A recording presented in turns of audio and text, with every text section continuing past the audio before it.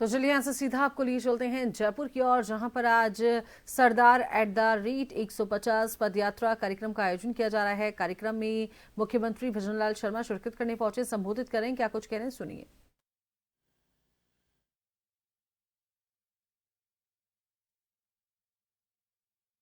सरदार 150 unity मार्च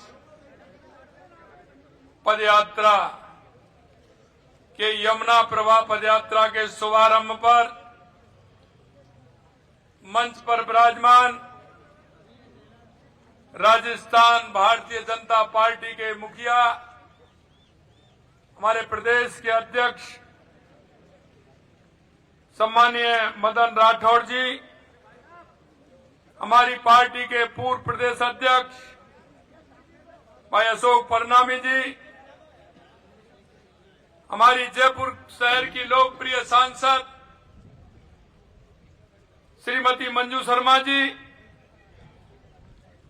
राष्ट्रीय प्रभारी यमुना प्रवाह यात्रा श्री विनय त्यागी जी, हमारे पार्टी के वरिष्ठ नेता और मालवीय नगर से विधायक सम्मानीय कालीचरण जी सराफ साहब, हमारे प्रदेश के महामंत्री और विधायक भाई जितेंद्र गोटवाल जी, हमारे सिविल लाइन के विधायक भाई गोपाल शर्मा जी, हवा महल के विधायक बाल मुकुंदाचार्य जी, जयपुर शहर के जिला अध्यक्ष अमित गोयल जी, युवा मोर्चा के प्रदेश अध्यक्ष भाई अंकित चेची जी, चंद्रमोहन बटवाड़ा जी, यमुना प्रवाह पदयात्रा संयोजक उत्तर प्रदेश वरुण गोयल जी, यमुना प्रवाह पदयात्रा संयोजक हरियाणा जयदेव जी, और इस यात्रा में आए सभी मेरे युवा साथियों, भाई और बहनों, सबसे पहले तो मैं जयपुर आने पर और यहां से इस यात्रा के शुभारंभ के अवसर पर आप सभी को बहुत बहुत शुभकामनाएं देता हूं, बहुत बहुत बधाई देता हूं। मित्रों, आज आप देख रहे हैं एक ऐसे व्यक्तित्व को जिन्होंने, सबसे पहले तो मैं जयपुर आने पर और यहां से इस यात्रा के शुभारंभ के अवसर पर आप सभी को बहुत बहुत शुभकामनाएं देता हूं, बहुत बहुत बधाई देता हूं। मित्रों, आज आप देख रहे हैं एक ऐसे व्यक्तित्व को जिन्होंने अपने संघर्ष, अपनी दृढ़ इच्छा के साथ देश को एकता के सूत्र में बांधने का काम किया। आज हम देश के यशस्वी प्रधानमंत्री नरेंद्र मोदी जी के नेतृत्व में ऐसे लौह पुरुष सरदार वल्लभ भाई पटेल की 150वीं जयंती मना रहे हैं। इस अवसर पर आयोजित इस यूनिटी मार्च में आप सभी आए हैं, इसके लिए मैं आपका अभिनंदन करता हूं। और आपसे यह भी मैं कहना चाहता हूं कि सरदार पटेल ने अपनी दूरदर्शी सोच, साहसी निर्णयों से भारत को एक करने का जो अद्भुत कार्य किया, वह हमेशा याद किया जाएगा। माननीय प्रधानमंत्री नरेंद्र मोदी जी के आह्वान पर आप देख रहे हैं कि आप जिन लोगों ने कभी ऐसे आजादी के दीवाने, जिनका आजादी की लड़ाई में कितना बड़ा संघर्ष रहा, कभी उन लोगों ने याद नहीं किया। लेकिन देश के यशस्वी प्रधानमंत्री नरेंद्र मोदी जी ने इस उपलक्ष्य पर सरदार यूनिटी मार्च भी पूरे देश में किया गया है। आज इस मार्च के अंतर्गत यमुना प्रवाह की बस यात्रा का आयोजन यहां से हो रहा है। यात्रा में राजस्थान, हरियाणा, उत्तर प्रदेश और मध्य प्रदेश के युवा इसमें भाग ले रहे हैं। और भाग ही नहीं ले रहे, ये सरदार वल्लभ भाई पटेल जी के जन्म स्थान पर भी जा रहे हैं और उस जन्म स्थली को और उस पुण्य जन्म स्थली को जाकर के अपना मस्तक भी नवाएंगे, उनको प्रणाम भी करेंगे, जो ऐसा व्यक्तित्व उन्होंने दिया है। यह यात्रा केवल एक कार्यक्रम नहीं है, यह हमारे युवाओं के लिए सरदार पटेल जी के जीवन, उनके संघर्ष और उनकी देशभक्ति का करीबी से जानने का अवसर है। उस पावन धरती पर पहुंचकर उन्हें सरदार पटेल जी के आदर्शों, मूल्यों को समझने का प्रत्यक्ष अनुभव मिलेगा। यह यात्रा हमारी युवा पीढ़ी को राष्ट्रीय एकता, देशभक्ति और स्वदेशी भावना से भी जोड़ेगी। भाइयों बहनों, सरदार पटेल का स्वतंत्रता आंदोलन अमूल्य योगदान रहा। बारडोली का सत्याग्रह में उनकी भूमिका इतनी प्रभावी थी, क्योंकि उस समय जिस तरह से किसानों के साथ अंग्रेजों की सरकार के द्वारा जो उत्पीड़न हो रहा था, उनकी उन्होंने अगुवाई की थी। और वहां जब वो गए तो महिला ने उन्हें सरदार की उपाधि दी, और वो आज तक सरदार पटेल कहलाए। ये देश के हमारे लौह पुरुष सरदार वल्लभ भाई पटेल थे। भारत छोड़ो आंदोलन में बढ़ चढ़ के हिस्सा लिया। इसके लिए उन्हें जेल भी जाना पड़ा, लेकिन उन्होंने कभी अपने सिद्धांतों से समझौता नहीं किया। उन्होंने किसानों को अपने अधिकारों के लिए लड़ना सिखाया। अहिंसा के मार्ग पर चलकर भी उन्होंने अंग्रेजों को यह एहसास दिलाया कि भारत अब गुलामी की जंजीरें तोड़ने के लिए तैयार है, और आप वापस जाने के लिए, इस देश को छोड़ने के लिए आपको मजबूर कर देंगे। यह सरदार वल्लभ भाई पटेल का जो हौसला था, उस हौसले ने इस देश की दिशा बदलने का काम किया। 15 अगस्त 1947 को भारत को आजादी तो मिली, लेकिन हमें विभाजन का दर्द भी सहना पड़ा। लेकिन मैं कहना चाहता हूं मेरे भाइयों, उस समय देश सैकड़ों टुकड़ों में बटा हुआ था। 562 रियासतें। हर जो रियासत का राजा था वो अपने आप को स्वतंत्र मानता था। वो कहता था कि हम स्वतंत्र रहना चाहते हैं।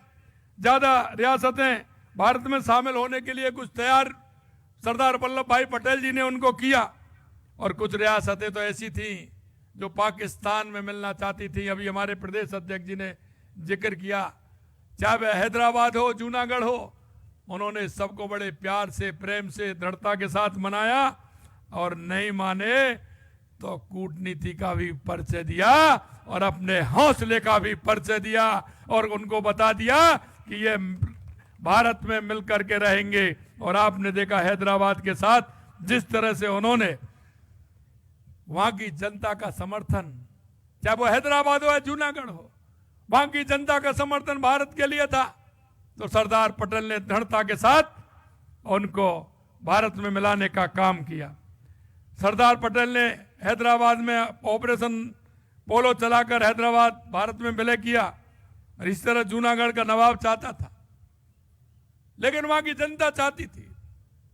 मैं आपसे एक बात और कहना चाहता हूं मेरे भाई और बहनों, जितनी भी देश की रियासतें थी, सरदार पटेल जी को उनको दायित्व था, उन्होंने उस दायित्व को पूरा किया। लेकिन एक रियासत ऐसी थी, आप समझ गए होंगे उसका दायित्व किसको था। उसको हमें दशकों तक उसका दंश झेलना पड़ा। मैं धन्यवाद देना चाहता हूं देश के यशस्वी प्रधानमंत्री नरेंद्र मोदी जी को कि उन्होंने सरदार पटेल के सपने को पूरा किया। धारा 370 जम्मू फिर से हटा करके आज उसको देश का अभिन्न अंग बनाने का काम किया। मित्रों, यही दृढ़ता होती है, और उस दृढ़ता के साथ देश के यशस्वी प्रधानमंत्री नरेंद्र मोदी जी ने काम किया है। मैं आपको यह भी कहना चाहता हूं, सरदार पटेल ने भारत की एकता और अखंडता के लिए जो लक्ष्य उन्होंने बनाया, उस लक्ष्य को पूरा किया।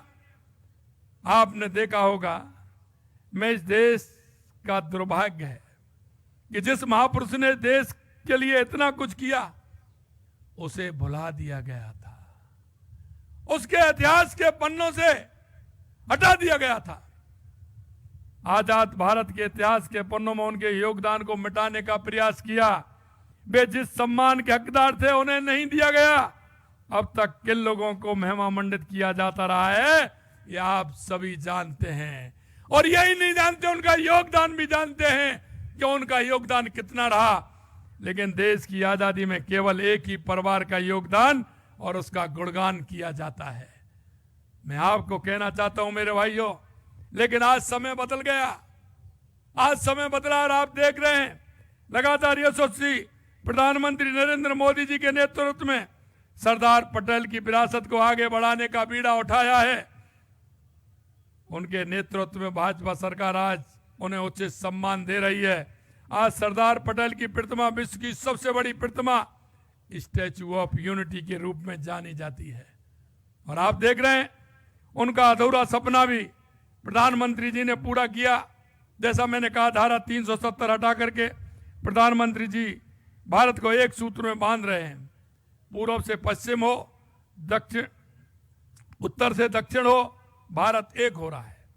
मोदी जी के नेतृत्व में भाजपा की सरकार में जितना काम हो रहा है, और आप देख रहे हैं 2014 के बाद देश के अंदर जितना बड़ा बदलाव हुआ है।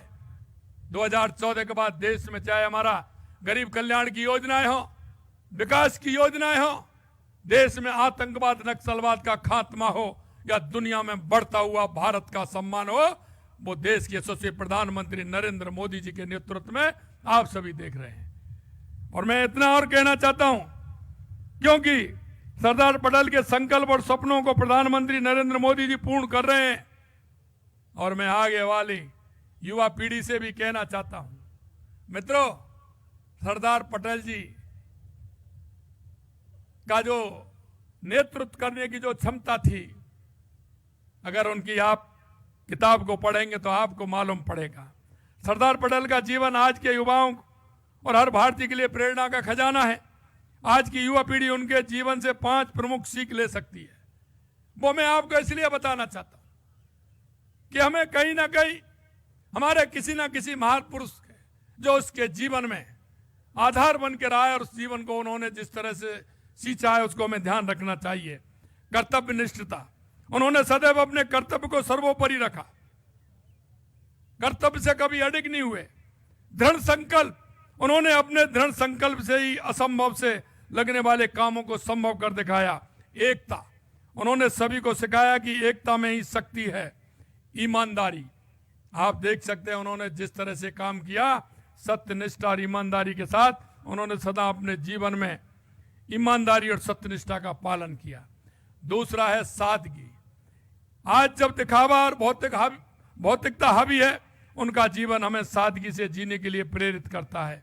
मित्रों, मैं आपसे अंत में यही कहना चाहता हूं कि आज बहुत अच्छा अवसर है, क्योंकि आज संविधान दिवस भी है। मैं आप सभी को संविधान दिवस की बहुत बहुत शुभकामनाएं देना चाहता हूं। बाबा साहब भीमराव अंबेडकर जी को भी मैं याद करना चाहता हूं कि उन्होंने देश के लिए पूरी दुनिया में सबसे बड़ा लोकतंत्र, उसका संविधान हमें दिया। आज हम उस संविधान के आधार पर हमारा देश चल रहा है। मित्रों, आज सरदार पटेल जी की 150वीं जयंती पर हम संकल्प लें, हम उनके दिखाए रास्ते पर चलें। मैं आपसे एक और कहूंगा कि हमारे हर युवा को यह संकल्प लेना चाहिए, क्योंकि हम हमेशा से कहते हैं कि हमारे लिए देश पहले है। हम तो यहां तक हमारी पार्टी के अंदर भी पहला जो वक्तव्य होता है हमारा, हम राष्ट्र सर्वोपरि की बात करते हैं। आपने देखा सबसे पहले हम इस मंच पर आए, दीप प्रज्वलन किया और मां भारती के